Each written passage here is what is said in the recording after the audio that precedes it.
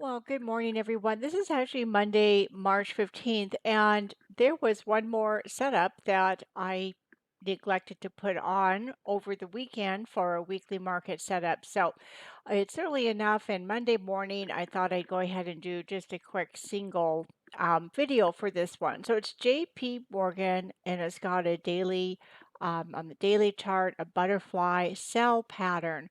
So I thought we'd go take a quick look back to the lows of March so we can get a perspective of the entire length of the run up from the lows of March right around that 77, just below 77, up to a high of about 157. So quite a big percentage run on JP Morgan. So now let me just sort of expand the chart so we can see the pattern. There it is. So for those of you learning the pattern, the butterfly patterns, whether they're a buy or sell, they contain an A, a B, a C, and a D. And we use an X point, which is a swing prior to the A, B, C, D. The difference between this pattern and a Gartley is the D is always going to complete above the X point on a sell, and it'll be below an X point on a buy pattern. So this is an extension pattern. These are known as reversal patterns, although they don't always achieve a huge reversal, but they can get nice retracements and sometimes some extensions off of the C excuse me, C to D or the A to D leg. So we'll just monitor this and see how this one does.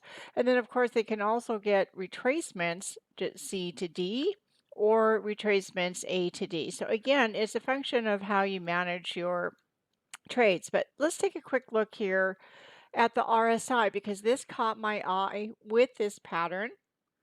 And we can see back in late February, the RSI kind of peaked with this high here and then began making divergences with um, the next set of highs up to the high of the butterfly pattern. So there's some negative divergences there with the RSI. So now we can see that JP Morgan has started a turn to the downside. This is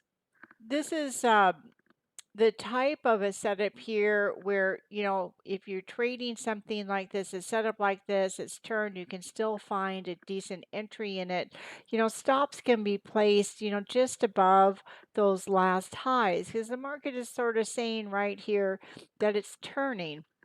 So, of course, sometimes it'll get a turn and then pop back up. But you want to control your risk. Sometimes we'll get a reentry if it pops back up, but again, the main thing is controlling the risk. So once it starts to turn, it's a good strategy sometimes just to keep stops above that last point. So let's take a look at some retracement. So I'm going to use the C to D leg first. We can see the 382 is not far away. We have a 5.0 and a 0.618. Now the next point um, I'm going to use is the A to D, but we want to be aware of this 127 because, as I mentioned, often butterfly patterns can extend to the 127 or 1618. And again, it's a function of learning your skill, of learning to monitor the price behavior. So let's look at the A to D retracement and see if we can see any. I'm going to spread this out a little bit more. There we go.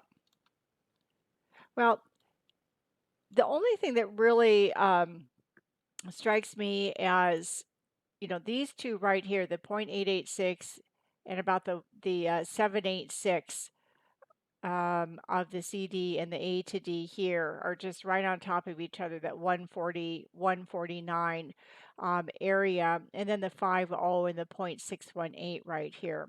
But I'd also like to take a look at uh, the full retracement from these lows from January of this year. So let me take off those last two.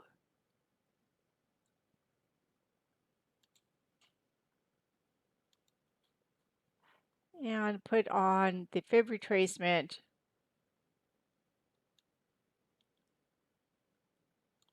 for this. So now what you can do with this is you can take your C to D, look at your C to D extension. Here we go. So 127 and the 0.382 are coming together here, and a 0.50 from the low to high, and then your extension of C to D are coming together around that 142-ish area. So 142, 146 is sort of a good zone to be looking at. And then the other one that we can look at is looking at our A to D extension as well. And again, here we have, that would be a retest of these lows here. You can see this 1.0 and the 0.382 of the larger retracement, and then our 127 extension with the 0.50 and the 1618 with the 0.618. So there's several different areas of confluence, and then right in here with the 127 and the 0.50, there's a gap area here to the upside. So that also is an area that may be a support area. So that's the pattern that we can be monitoring now, and using this high here as the risk area. Well, I hope you found this helpful. Sorry I missed that this weekend, but better a little late than never, I guess. Have a great week, everyone.